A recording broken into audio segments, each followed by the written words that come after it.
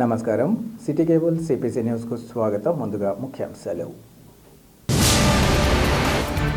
మాజీ ఎమ్మెల్యే రాచమల్లు శివప్రసాద్ రెడ్డి తమ పట్ల చేసిన నిరాధార ఆరోపణలను తీవ్రంగా ఖండిస్తున్నాం. త్వరలో రాచమల్లు అవినీతి చిట్టా బయట పెడతానని ప్రొద్దుటూరు ఎమ్మెల్యే వరదరాజులరెడ్డి వెల్లడి. చంద్రబాబు ప్రభుత్వం విడుదల చేసిన తల్లికి వందనం డబ్బులు తీసుకునేందుకు బ్యాంకులు, పోస్ట్ ఆఫీసులో భారీ క్యూ లైన్లు. ప్రభుత్వానికి కృతజ్ఞతలు తెలియజేస్తున్న లబ్ధిదారులు.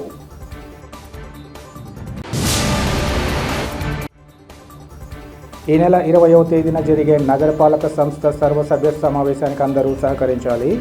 మీడియా ద్వారా వైసీపీ కార్పొరేటర్ల వినతి.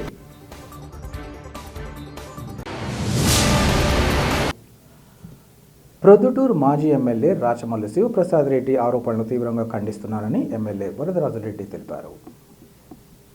ఈ మేరకు ఎమ్మెల్యే వరదరాజులరెడ్డి మీడియాతో మాట్లాడుతూ ఘాటుగా స్పందించారు. రాచమల్లు సత్య హరిశ్చంద్రుడిలా మాట్లాడుతున్నారని, రాష్ట్రంలోని 175 మంది ఎమ్మెల్యేలలో ఈయనంత అవినీతిపరుడు, లంచగొండి మరొకరు లేరన్నారు. ఇంట్లోనే అసాంఘిక కార్యక్రమాలు నిర్వహించి మేనేజ్ చేశారని రాచమల్లుపై ఘాటైన వ్యాఖ్యలు చేశారు. రాచమల్లు శివప్రసాద్ రెడ్డి ఎమ్మెల్యే అయ్యాకే ప్రొద్దుటూరులో భూములు కబ్జా అయ్యాయని, అక్రమ రిజిస్ట్రేషన్లు జరిగాయని తెలిపారు. అనేక అవినీతి అక్రమాలతో ఈయనకు సంబంధం ఉందన్నారు. త్వరలో రాచమల్లు అవినీతి చిట్టా బయట పెడతానని, ప్రజలకు వాస్తవాలు తెలియజేస్తానని ఎమ్మెల్యే వరదరాజులరెడ్డి స్పష్టం చేశారు.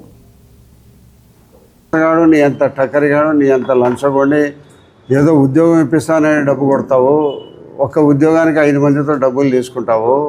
ఒక్కరికి ఉద్యోగం ఇచ్చేది వాళ్ళందరికీ మళ్ళీ డబ్బులు ఏమంటే 2 లక్షలు 3 లక్షలు పట్టుకొని డబ్బులు ఇస్తావు. మరి engineering college, Vemana engineering college కానీ, మన వైఎస్ఆర్ ఇంజనీరింగ్ కాలేజ్ కానీ, సబ్ స్టేషన్లో ఉద్యోగాలు కానీ కూడా డబ్బు తీసుకున్నావు. ఇంకా ఒక 20 మందికి డబ్బులు ఇవ్వాలి. నువ్వు అటువంటి పరిస్థితుల్లో నువ్వు అమ్ముడుపోయి నీతిలే నిజాయితీలే నువ్వు అమ్ముడుపోయే పరిస్థితి మమ్మల్ని అనవసరంగా తప్పుపడతావు.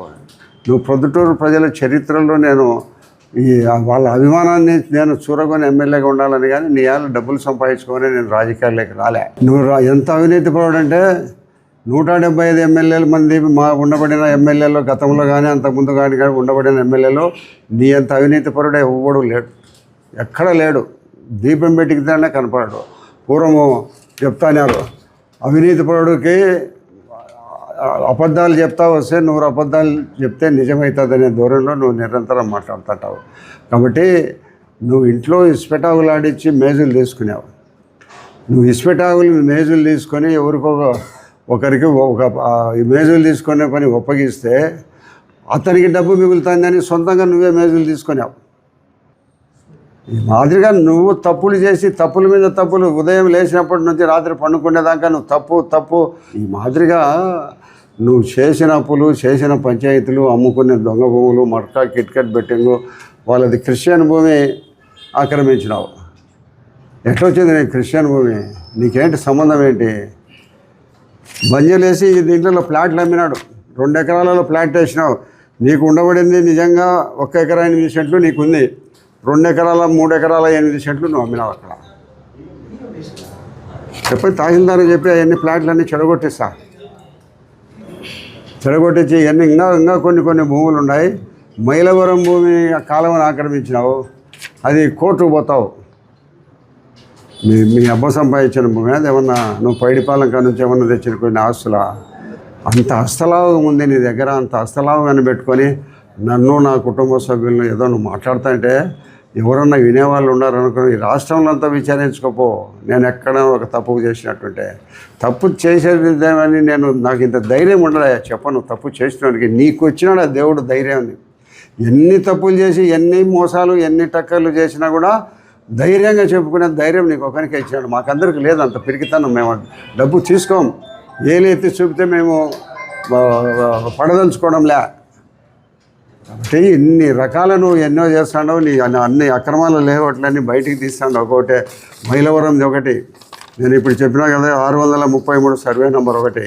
ఇంకా కొన్ని సర్వే నెంబర్ ఇటు పక్క ఉన్నాయి. మన బైపాస్ రోడ్డుకి పక్క కలవరి టెంపుల్ ఫ్లాట్ల ఎవరియో 1984లో 85లో వేసిన ఫ్లాట్లు. ఆ ఫ్లాట్లన్నీ గుంపగతగా అమ్ముకునేవు నువ్వు. నీ మిత్రుడు నాగేందర్ రెడ్డి వేసి కల్వరి టెంపుల్లకు నా 3 కోట్లు 5 కోట్లు తీసుకొని వాళ్ళని కల్వరి టెంపుల్ కట్టుకోమని చెప్పినాము.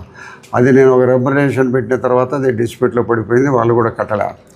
నేను ఏదో నిమ్మకాయల సుధాకర్ రెడ్డి దగ్గర డబ్బు తీసుకున్నానని చెప్పినావు. నిమ్మకాయల సుధాకర్ రెడ్డికి సంబంధించిన దాంట్లో నేను అపోహపడ్డది వాస్తవం. అది చెరువు భూమి కింద ఉంది అనేది నేను నా ఉద్దేశంతో వాళ్ళ మీద వాటిని కన్వర్షన్కి ఇవ్వకుండా నేను అడ్డం పడిన మాట వాస్తవం, రిప్రజెంటేషన్ పెట్టిన వాస్తవం. తర్వాత వాళ్ళు హైకోర్టు జడ్జిమెంట్లు ఇది అదే మాదిరిగా వాళ్ళది ఏమైందంటే ఈరోజు కూడా అది ఆర్ఎస్ఆర్లో చెరువు అని ఉంది.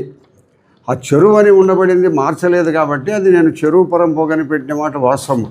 అయితే వాళ్ళు ఎప్పుడో 1936లోనే దానిని చెరువు పరంపోగు నుంచి ఆయకట్టు బజార్గా మార్చినారు.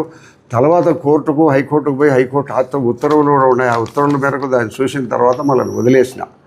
అతను నేను డబ్బు తీసుకున్నాను 6 కోట్ల రూపాయలు అంట. నేను నా కొడుకు నా అల్లుడు ముగ్గురికి ఇచ్చాడా? ఎవరికి ఇచ్చినా ఒకరికే కదా ఇచ్చేది. మా మనవనికి డబ్బులు ఇచ్చా అంటాడు. నేను ఎక్కడైనా బాకీ ఉండి ఎవరికన్నా తీర్చలేదని శెట్టి గారు అందరూ ఇబ్బందులు పడుతున్నారని ఒక్క శెట్టిని పిలుచుకోండి నీ దగ్గరికి డబ్బు కట్టేస్తా. శెట్టి గారు ఉండబడిన వాటి వాస్తవం. వాళ్ళు మేము హైదరాబాద్లో రియల్ ఎస్టేట్ బిజినెస్ చేస్తాం అనేది వాస్తవం. బిజినెస్లో కొంత అమ్మి భూములు కొంత డబ్బులు వాళ్ళకి ఇవ్వడం జరిగింది. ఇంకా వాళ్ళు మేము జాయింట్గా చేస్తున్నాం. నీకు ఇయ్యలేదని నీకు చెప్పినారు ఏమన్నా? రా చెప్పింటే పిలుచుకొని రా, ఒక్కరిని పిలుచుకొని నన్ను ఊళ్ళో. నేను కానీ నా కుటుంబ సభ్యులు ఎవరైనా కూడా ఎగ్గొట్టినట్టు ఊరికి అబద్ధాలు చెప్తాంటావు. నీకు నోరు తెలిసిన అబద్ధము. నీకెందుకో అంత నైపుణ్యంగా శక్తి ఇచ్చేది ఏది శక్తి? నువ్వు సత్యహరిశ్చంద్రుని మన మాటల్లో నేను అంటున్నావు కాబట్టి నీకు ఒకరికే వచ్చింది. మాకందరికీ అంత నైపుణ్యత రాదు. అంత పొంకంగా మాట్లాడము, ఒకదానికొకటి కల్పించడము. నీవు ఏది చెప్పినా పొద్దుటూరులో నీ మాట నమ్మే ఒక్క ప్రజలు కూడా లేడు. నువ్వు డిఏడబ్ల్యూ కాలేజ్ చెప్పినావు. డిఏడబ్ల్యూ కాలేజీలో మాకు అందరం కలిసి భూములు 11 ఎకరాల చిన్నర కొనే మాట వాస్తవం. ఆ వాస్తవం దాంట్లో మాకు బాగుంది, మా కొడుకు కూడా బాగున్నాడు. నువ్వు దాని మీద అర్జీలు పెట్టి 75 లక్షలు ₹100 డబ్బు తీసుకున్నావా లేదా?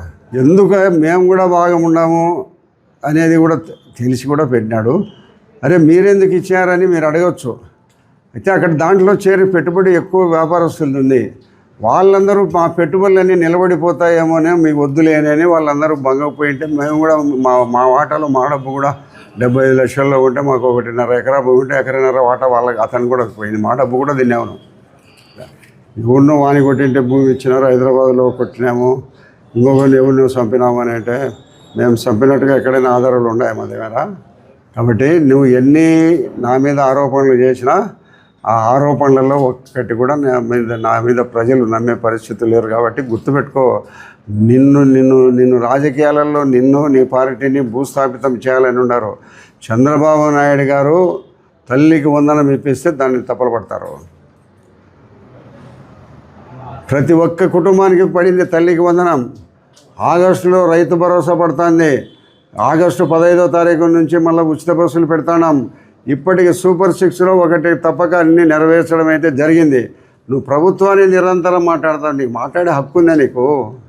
నువ్వేం చేసినావు? నీ ప్రభుత్వం నువ్వేం చేసుకున్నావు? దోచుకోవడం తప్పక. ప్రజల్లోకి వచ్చి ధైర్యంగా తెలియలేని పరిస్థితులు ఉన్నారు మీ పార్టీ, మీరు జగన్మోహన్ రెడ్డి గారు. మరి ముఖ్యమంత్రి గారిని మా ముఖ్యమంత్రి మాట్లాడతావు, నిరంతరము శ్రమిస్తున్నాడు. నీ మీద ఇంకా నేరారోపణ ఉన్నాయి. ఈ భూమిని వెంటనే దీనిని సర్వే చేయించి రాళ్ళు వీళ్ళని చెడగొట్టే ప్రయత్నం చేస్తాం. గవర్నమెంట్ ల్యాండ్ను ఆక్రమించుకున్నావు. ఇది ఎక్కడ? నేను తిమ్మయ్య కళ్యాణ మంటపానికి ఆ పక్క. మీరు కూడా కావాలంటే పోయి చూడవచ్చు.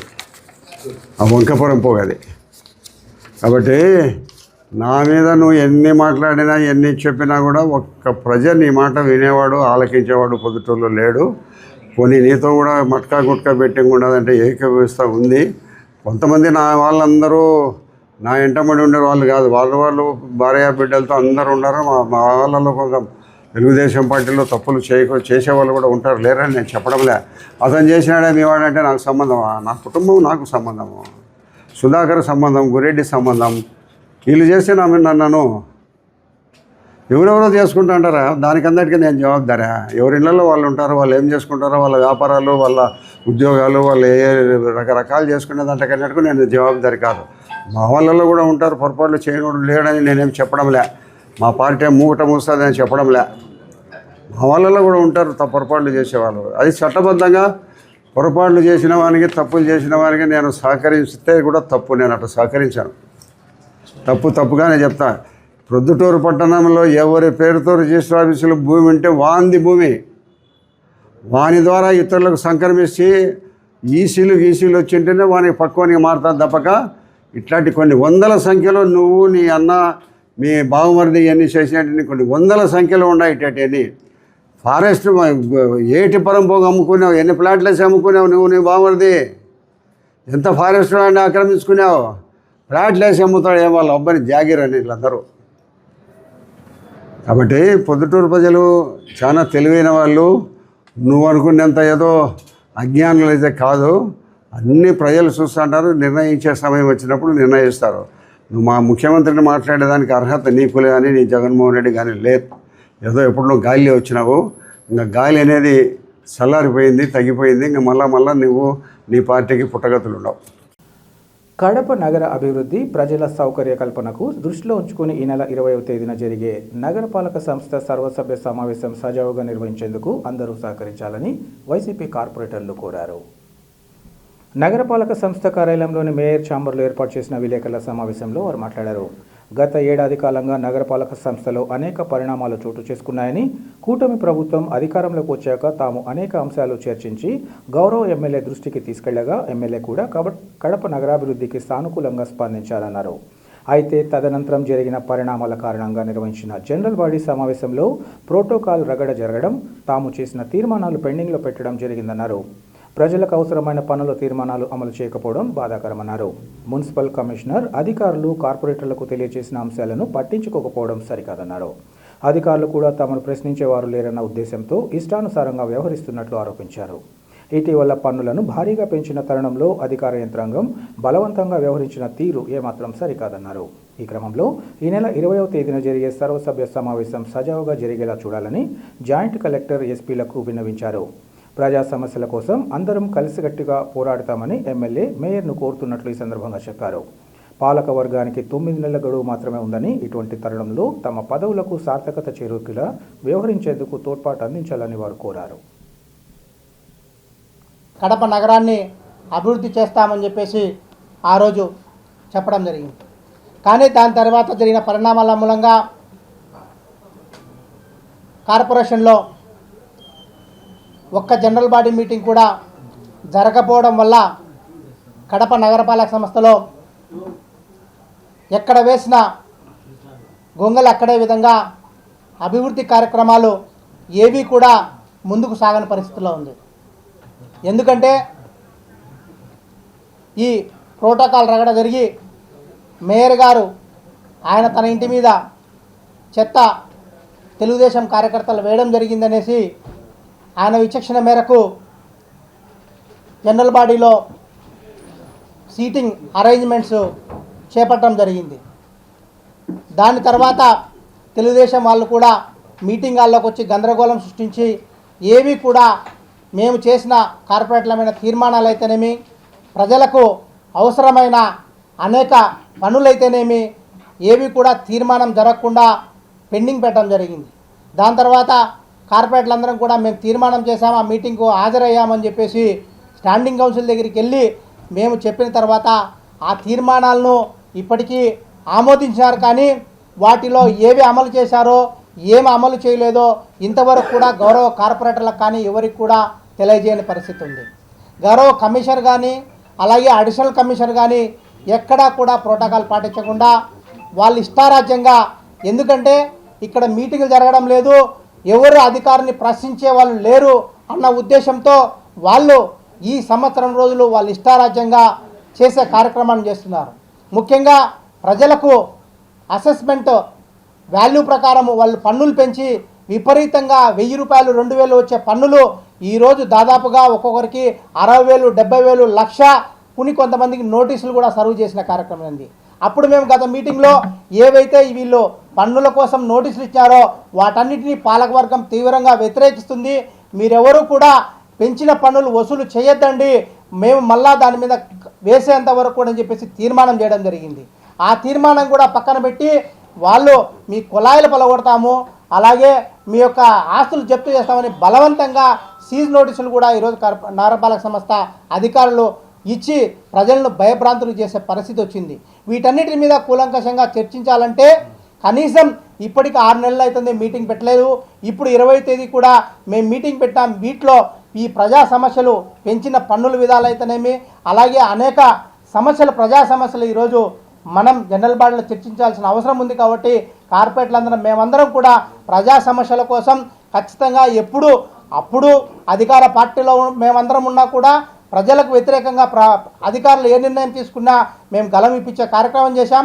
ఇప్పుడు కూడా ప్రజలకు వ్యతిరేక కార్యక్రమాలు అధికారులు ఏవి చేపట్టినా కూడా వాటిని మేము జనరల్ బాడీలో నిలదీసే కార్యక్రమం వస్తుంది. కాబట్టి ఆ జనరల్ బాడీ మీటింగ్ని సజావుగా జరిగే విధంగా అందరూ సహకరించాలని చెప్పేసి, ముఖ్యంగా కమిషనర్ గారు దీన్ని నిష్పక్షపాతంగా జనరల్ బాడీ మీటింగ్ 20వ తేదీ జరపాలని చెప్పేసి మేము డిమాండ్ చేస్తున్నాం.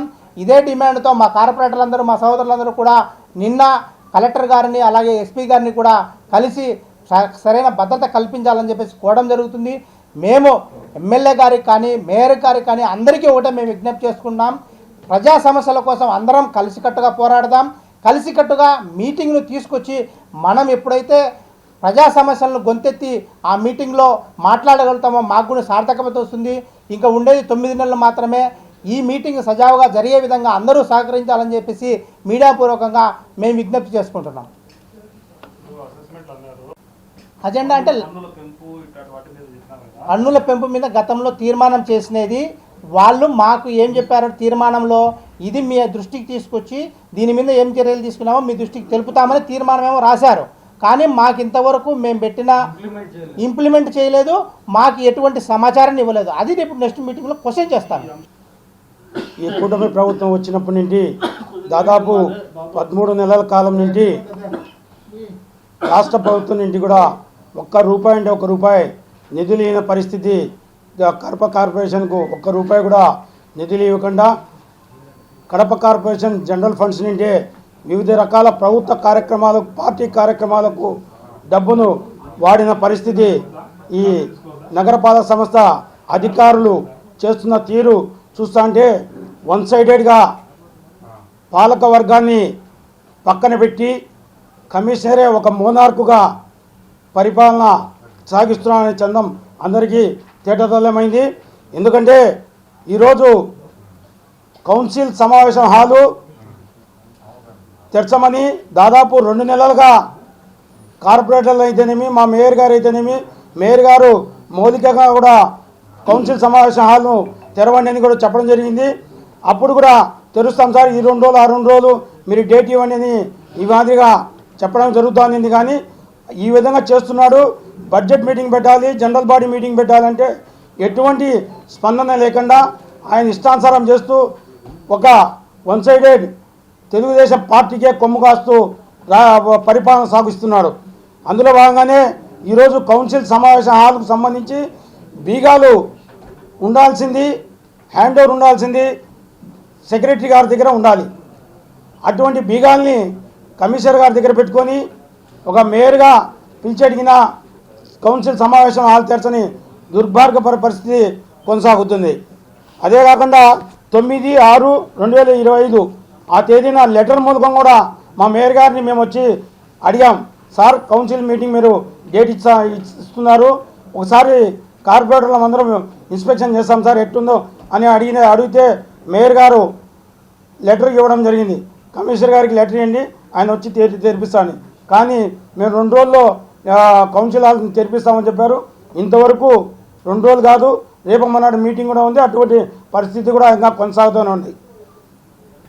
ఆంధ్రప్రదేశ్ ప్రభుత్వం విడుదల చేసిన తల్లికి వందనం డబ్బులు తీసుకునేందుకు బ్యాంకులు, పోస్ట్ ఆఫీసుల వద్ద మహిళలు భారీ క్యూ లైన్లు కట్టారు. రాష్ట్ర ముఖ్యమంత్రి చంద్రబాబు నాయుడు సారథ్యంలోని కూటమి ప్రభుత్వం పాఠశాలలు తెరిచిన రోజే తల్లికి వందనం పథకం అమలు చేస్తూ ఇంటిలో ఎంతమంది పాఠశాలకు వెడుతున్నారో వారందరికీ ఆర్థిక సాయం అందిస్తూ చర్యలు చేపట్టింది. పాఠశాలలు ప్రారంభించిన వెంటనే డబ్బులు జమ కావడంతో పిల్లలకు పాఠ్యపుస్తకాలు, స్టేషనరీ కొనేందుకు ఈ డబ్బులు ఎంతో ఉపయోగపడుతుందని పలువురు తల్లిదండ్రులు హర్షం వ్యక్తం చేశారు. ఇంట్లో చదువుకునే పిల్లలందరికీ డబ్బులు పడిందని లబ్ధిదారులు ఈ సందర్భంగా హర్షం వ్యక్తం చేస్తున్నారు. ఒక్క పోస్టాఫీసులోనే రోజు 10 లక్షల వరకు పంపిణీ చేస్తున్నామని, ఈ ప్రక్రియ నిరంతరం కొనసాగిస్తామని ఎవరూ ఆందోళన చెందవద్దని పోస్టల్ అధికారులు పేర్కొంటున్నారు.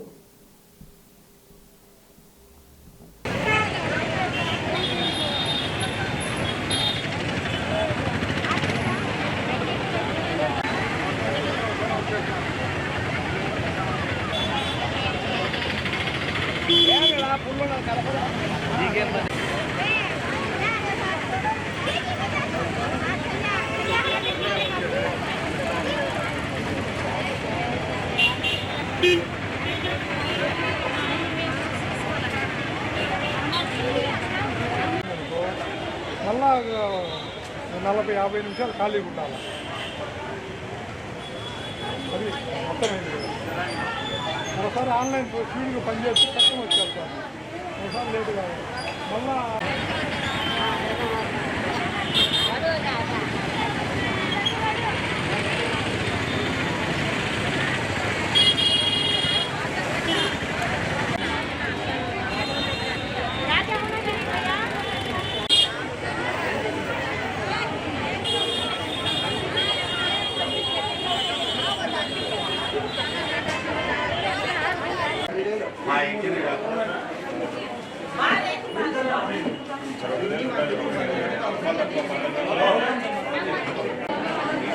तुम्हें क्या मैं थोड़े क्या नहीं क्या मुझसे क्या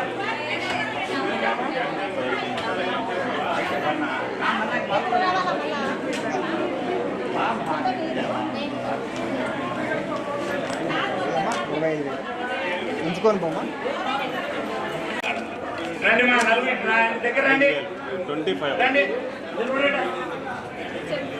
हाथ दो जने करो अरे भैया चलो बाहर चलो बाहर को जो इतना बैठी मम्मी ना का लगो जो नलगुरी मम्मा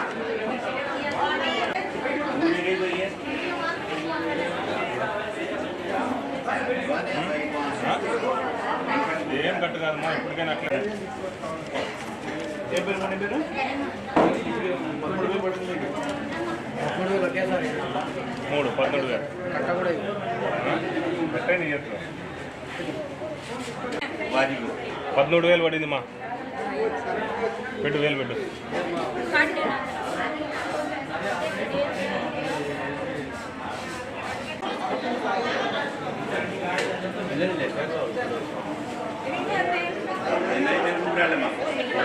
వందల మంది చేశారు. ఎవరు చెప్పాలా లేడీస్ ఏం చెప్పాలా ఒకటే తక్కువ ఎంతమంది పిల్లలు మీకు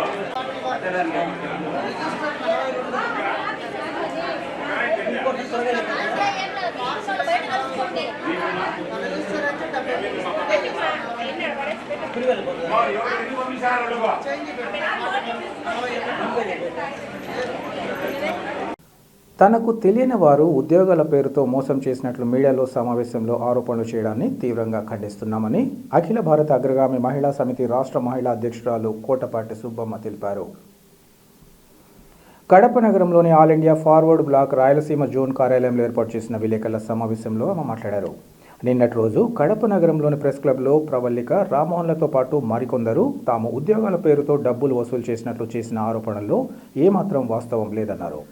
ఎలాంటి సాక్ష్యాధారాలు లేకుండా తమ పట్ల దుష్ప్రచారం చేయడం దారుణమన్నారు. ఈ ఘటనతో సంబంధం ఉన్న ఎంపీడీఓ యుగంధర్ అనేవారు మాట్లాడేలా తప్ప సంబంధం లేని వారు మాట్లాడడం తగదన్నారు. తనపై నిరాధార ఆరోపణలు చేసిన వారిపై కేసు పెట్టడంతో పాటు చట్టపరమైన చర్యలు తీసుకోవాలని పోలీసు యంత్రాంగానికి కోరుతున్నట్లు ఈ సందర్భంగా తెలిపారు. అనంతరం ఇతర మహిళలు ఈ సంఘటనతో సంబంధం ఉన్న వినోద్ అనే వ్యక్తి తీరుపై ఆగ్రహం వ్యక్తం చేశారు. కోటిపాటి సుబ్బమ్మ కుమార్తె ఫోటోను సోషల్ మీడియాలో పెట్టడంపై అభ్యంతరం వ్యక్తం చేస్తూ ఆమెకు తక్షణమే క్షమాపణలు చెప్పాలని డిమాండ్ చేశారు. ఈ సమావేశంలో కోటిపాటి సుబ్బమ్మ సహచరులు పాల్గొన్నారు. వాళ్ళ ఈ ప్రబలిక, ఈ అమ్మాయి ప్రబలిక నాకు ఈమె ఎవరి తరపున వచ్చింది, ఈమె ఎవరికి డబ్బులు వేసింది, ఈమె కాడ ఏమి ఎవిడెన్స్ ఉంది, నా పేరు ఎందుకు తీసింది, ఈమె నాకు ఎలా తెలుసు, ఈమె ఎందుకు నా ఇంటికాడికి ఏమన్నా వచ్చిందా, నాతో ఏమైనా మాట్లాడిందా, నాతో ఏమైనా డైరెక్ట్ చేసిందా, ఫస్ట్ పాయింట్. రెండో పాయింట్ వచ్చేసి ఇతను రామ్మోహన్ అనే వ్యక్తి, ఇతను ఏమన్నా నా ఇంటి దగ్గరికి వచ్చాడా, నేనేమన్నా పరిచయమా, నాకు ఇతను డబ్బులు, నాకు అకౌంట్లో డబ్బులు డైరెక్ట్ నాకు ఇతని అకౌంట్లోంచి నాకు డబ్బులు వేశాడా, ఇదొకటి రెండో పాయింట్. మూడో పాయింట్, ఇతను ఎవరో కూడా నాకు తెలియదు, పేరు కూడా నాకు తెలియదు. ఇతను ఎందుకు వచ్చి ప్రెస్ మీట్ ఇచ్చాడు, ఇతను ఎందుకు వచ్చి మాట్లాడాడు, సంబంధం లేని వ్యక్తులు నా పేరు ఎందుకు తీస్తున్నారు, నన్ను ఎందుకు బ్లేమ్ చేస్తున్నారు. మూడో పాయింట్. నాలుగో పాయింట్ వచ్చి ఇతను నాకు డబ్బు కట్టా అన్నాడు. ఇతని దగ్గర ఏం ఎవిడెన్స్ ఉంది, ఇతను నాకు డబ్బు కట్టాడా, ఇతను నాకు డబ్బు కట్టాడా, ఇతని అకౌంట్లోంచాను నాకు డబ్బులు వచ్చాయా. నాలుగో పాయింట్. ఇతను ఎవరో కూడా నాకు తెలియదు, అసలు వీళ్ళు ఏ ఊరు నుంచి ఎక్కడొచ్చారో, ఏం మాట్లాడుతున్నారో, ఎవరు చేస్తున్నారో ఏంటి అనేది వాళ్ళ కాడ సరైన ఎవిడెన్స్ ఉంటే, సరైనది ఏదైనా ఉంటే ఎదురుగా వచ్చి మాట్లాడాలి తప్ప ఇలాంటి ప్రెస్ మీట్లు, ఇలాంటి వీడియోలు, ఇలాంటి ఫోటోలు తీయడం చాలా వరకు చట్టవిరుద్ధంగా నేరం. వీళ్ళ అకౌంట్లోంచి ఏదైనా నా అకౌంట్లోకి డైరెక్ట్గా డబ్బులు వేసింటే నాది తప్పు. వాళ్ళు వేసిన శిక్షకు, పోలీసులు వేసిన శిక్షకు నేను తల ఉంచి పోతా. పోలీస్ యంత్రాంగం ఉంది, పోలీస్ డిపార్ట్మెంట్ పనిచేస్తుంది. ఎక్కడ ఏ అన్యాయం జరిగినా తొందరగా రెస్పాండ్ అయ్యే అవకాశాలు ఉన్నాయి. కాబట్టి సంబంధం లేని వ్యక్తులు ఈ మాదిరిగా బ్లేమ్ చేయడం, ఒక ఆడకూతురు, ఒక దళిత నాయకురాలుగా ఉండి కూడా నన్ను బ్లేమ్ చేయడం చట్టవిరుద్ధంగా నేరం అని చెప్పి వీళ్ళు నాకు తెలియకుండా ఇట్లా ప్రెస్ మీట్లు ఇచ్చి వీళ్ళు నాకు తెలియకుండా నన్ను బ్లేమ్ చేస్తే నేను వీళ్ళ మీద చట్టపరమైన చర్యలు తీసుకోవాలని పోలీసు యంత్రాంగాన్ని నేను హృదయపూర్వకంగా కోరుకుంటున్నాను. ఈరోజు నేను వాళ్ళ మీద కేసు కూడా పెట్టబోతున్నాను. రాష్ట్రంలోని కూటమి ప్రభుత్వం సూపర్ 6 హామీలు 1/6 అమలు చేసి పెద్ద ఎత్తున ప్రచారం చేసుకోవడం తగదని కాంగ్రెస్ పార్టీ రాష్ట్ర ముఖ్య అధికార ప్రతినిధి డాక్టర్ నర్రెడ్డి తులసిరెడ్డి ధ్వజమెత్తారు. వేంపల్లిలోని తన కార్యాలయంలో ఏర్పాటు చేసిన విలేకరుల సమావేశంలో ఆయన మాట్లాడారు. కూటమి ప్రభుత్వం అధికారంలోకి వచ్చి ఏడాదైన తరుణంలో సూపర్ 6 పథకాలు 40% మాత్రమే అమలు చేశారన్నారు. సామాజిక పెన్షన్ల పెంపు అనంతరం ప్రస్తుతం తల్లికి వందనం పథకం అమలు చేస్తున్నట్లు ఆయన చెప్పారు. మహిళలకు సంబంధించి 3 హామీలు ఇస్తే అందులో 1 హామీ మాత్రమే ఇప్పటి వరకు అమలైందన్నారు. టీడీపీ నాయకులు 85% అమలు చేసినామంటున్నారు. ఈ రెండు కూడా తప్పే. అమలు చేసింది 40%, అది వాస్తవం. అమలు చేయనిది 60%. అమలు చేసినట్టేమి, సామాజిక పెన్షన్లు అమలు చేశారు, సామాజిక పెన్షన్ల పెంపు అమలు చేశారు. రెండవది తల్లికి వందనం అమలు చేస్తున్నారు. మూడవ దాంట్లో మహిళలకు సంబంధించి 3 హామీలు ఇస్తే అందులో 1 అమలు చేస్తున్నారు. ఏది? ఉచిత గ్యాస్ సిలిండర్. కాబట్టి మొత్తము సూపర్ 6లో 6 హామీల్లో 2, 1, 3 అమలు చేస్తున్నారు. ఇక అమలు చేయనేటి 1 నిరుద్యోగ భృతి అమలు చేయలేదు. రెండవది అన్నదాత సుఖీభవ పథకం ఇంతవరకు అమలు చేయలేదు. 3 SC, ST, BC, ముస్లిం మైనారిటీలకు 50 ఏళ్ళకే పెన్షను, అది అమలు చేయలేదు. మహిళలకు సంబంధించి 3 హామీల్లో 1 అమలు చేస్తున్నారు, 2 అమలు చేయడం లేదు. ఆ రెండిట్లో వచ్చేసి 1 మహిళలకు ఉచిత బస్సు ప్రయాణం, రెండవది ఆడబిడ్డ అనేది. కాబట్టి సూపర్ 6లో 2/1/3 అమలు చేస్తున్నారు, 3/2/3 అమలు చేయలేదు. ఇది వాస్తవం. ఇప్పటికే సంవత్సరమైంది. కాబట్టి హామీ ఇచ్చిన ప్రకారంగా సూపర్ 6 హామీలను అన్నింటినీ అమలు చేయాలని కాంగ్రెస్ పార్టీ డిమాండ్ చేస్తూ ఉంది. ఇక రెండవ అంశం ధాన్యానికి సంబంధించి బకాయిలు. గత 2 నెలలుగా 46,000 మంది రైతులకు 1,018 కోట్ల రూపాయల ధాన్యం బకాయిలు ఉన్నాయి. పశ్చిమ గోదావరి జిల్లాలో 296 కోట్లు, కోనసీమలో 256 కోట్లు, తూర్పుగోదావరిలో 131 కోట్లు, ఇంకా మిగతా జిల్లాల్లో కూడా ఉన్నాయి. అదేవిధంగా జొన్నల సేకరణకు సంబంధించి 76 కోట్లు, రాగులకు సంబంధించి 33 లక్షలు బకాయిలు ఉన్నాయి. వీటిని వెంటనే ఈ బకాయిలను విడుదల చేయాలని కాంగ్రెస్ పార్టీ డిమాండ్ చేస్తూ ఉంది. వార్తలు ముగించే ముందు ముఖ్యాంశాలు మరోసారి. మాజీ ఎమ్మెల్యే రాచమల్లు శివప్రసాద్ రెడ్డి తమ పట్ల చేసిన నిరాధార ఆరోపణలను తీవ్రంగా ఖండిస్తున్నాం. త్వరలో రాచమల్లు అవినీతి చిట్టా బయట పెడతానని ప్రొద్దుటూరు ఎమ్మెల్యే వరదరాజులరెడ్డి వెల్లడి. చంద్రబాబు ప్రభుత్వం విడుదల చేసిన తల్లికి వందనం డబ్బులు తీసుకునేందుకు బ్యాంకులు, పోస్ట్ ఆఫీసులో భారీ క్యూ లైన్లు. ప్రభుత్వానికి కృతజ్ఞతలు తెలియజేస్తున్న లబ్ధిదారులు.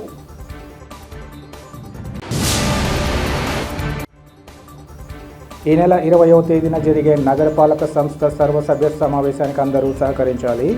మీడియా ద్వారా వైసీపీ కార్పొరేటర్ల వినతి. సిటీ కేబుల్ సిపిసి న్యూస్ ఇంతటితో సమాప్తం. నమస్కారం.